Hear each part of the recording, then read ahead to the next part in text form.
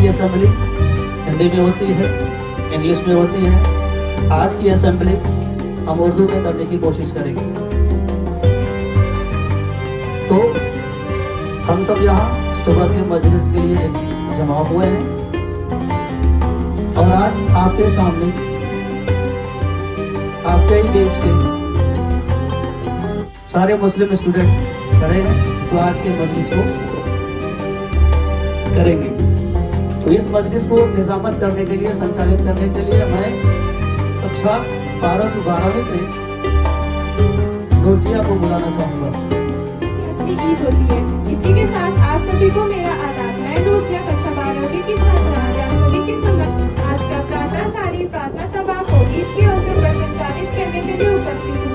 तो आज की पहली दुआ के लिए मैं तबस्सुम, रहनुमा, जिन्नत और रौनक को बुलाना चाहती हूँ। आरती की छात्रा, आज मैं आप सभी के सामने ईद उल फित्र का इतिहास बताने जा रही हूँ। ईद उल फित्र मुसलमानों का एक खास त्योहार है जो पाक महीने रमजान के बाद मनाया जाता है।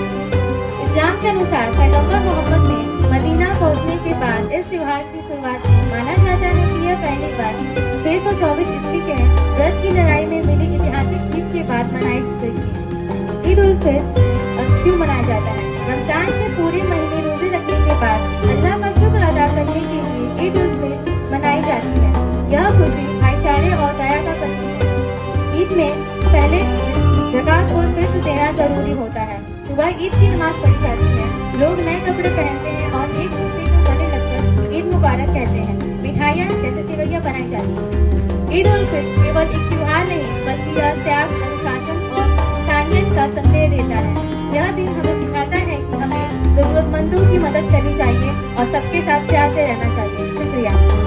इसी के साथ आप सभी को मेरा आदाब। मैं रौनक परवीन कक्षा 5वीं की छात्रा आज मैं आप सभी के समक्ष आज बताने के लिए उपस्थित हूँ कि ईद उल फित्र का मतलब क्या होता है।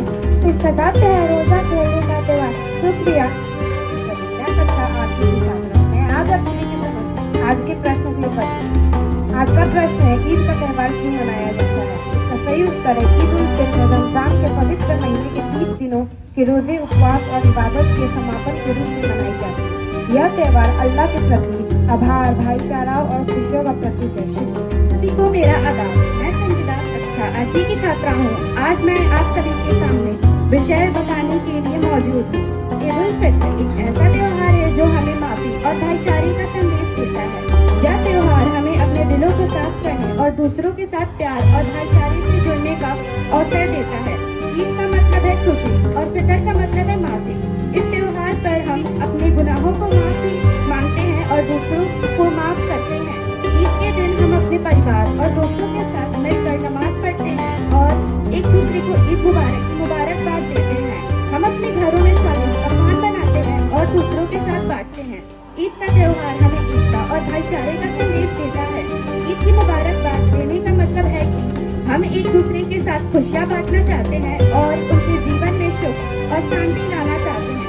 ईद का त्योहार हमें सिखाता है कि हम अपने दिलों को साफ रखें और दूसरों के साथ प्यार से पेश आए। शुक्रिया। मैं मदिया अंसारी कक्षा 4वीं की छात्रा हूँ। आज मैं आपके सामने ईद पे एक कविता बोलने जा रही हूँ। मेरा कविता है, ईद 4 सदी दर होते ही खुशियों की रात आई है। खुदा की रहमत का पैगाम हर दिल में छाई है। प्यार का, अमन का, चैन का यह प्यार त्योहार है। खुशियों की ईद जलाओ, ईद का चांद आया। रोजे का, सब्र का, इबादत का यह सिला लाया है। हर घर में, हर चेहरे पर नूरे खुदा छाया है। शुक्रिया। मैं 4वीं की छात्रा हूँ और आज मैं आप सभी के सामने आज का कविता प्रस्तुत करने जा रही हूँ और मेरा कविता है ईद। चांद ने आसमान से पैगाम दिया, ईद का सलाम दिया। नफरत के दरवाजे गिर जाओ, आज मोहब्बत ने सबको नाम दिया। गरीब की झोली भी खुशियों से भर जाए, हर दिल में सुकून का अरमान दिया। मस्जिद की दुआओं में बस यही सदा हो, रख ले सबको एक जैसा ईमान दिया। धन्यवाद। सारी कक्षा 4वीं की छात्रा मैं आज आप सभी के समक्ष आज का कविता प्रस्तुत करने के लिए उपस्थित हुई हूँ और मेरा आज का कविता ईद उल फित्र है। चांद से रोशन हो रमजान आपकी, इबादत से भरा हो रोजा आपकी। हर रोजा और नमाज कबूल हो आपकी, यही अल्लाह से है दुआ।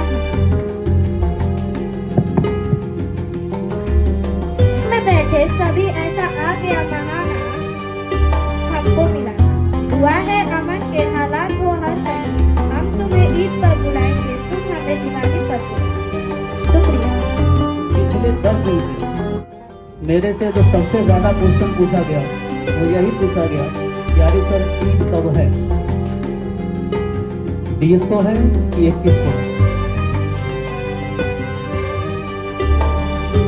सबसे ज्यादा यही पूछा गया कि ईद कब है, 20 को है कि 21 को। तो मैं इस बात पे थोड़ा सा प्रकाश डालना चाहूंगा कि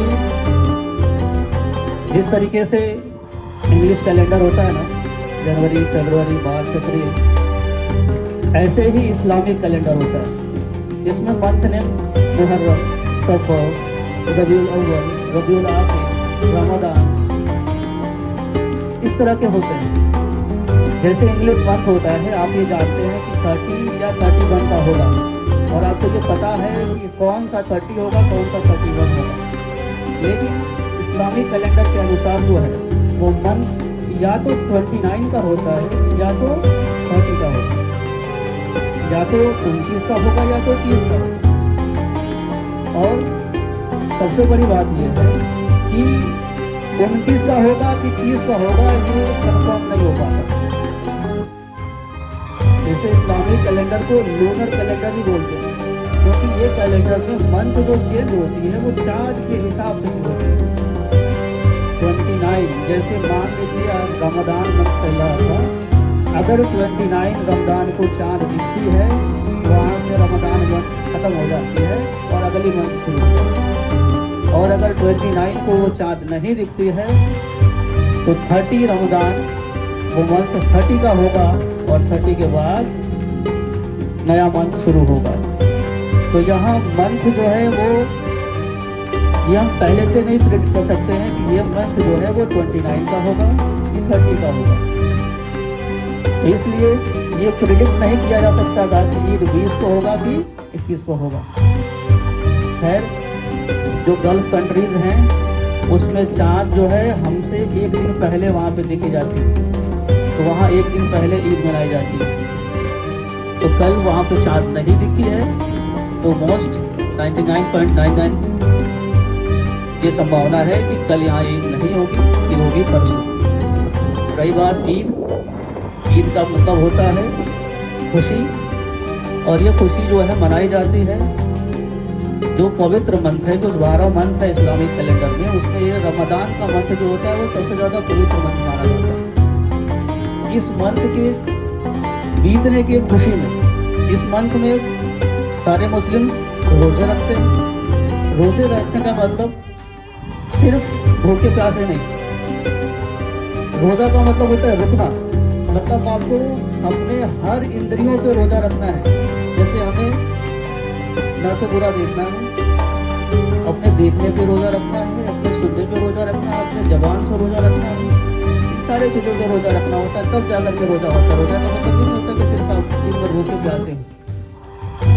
और बहुत लोग होते हैं रोजा रखते हैं और दिन भर सोए रहते हैं, तो ये भी नहीं होता। रोजा का मतलब ये होता है कि आपको भूख का एहसास होना चाहिए।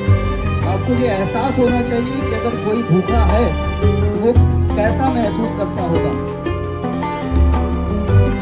तो इस मंथ में मुस्लिम द्वारा जो 2 दान दिए जाते हैं, एक दान होता है ज़कात और एक दान होता है फितरा।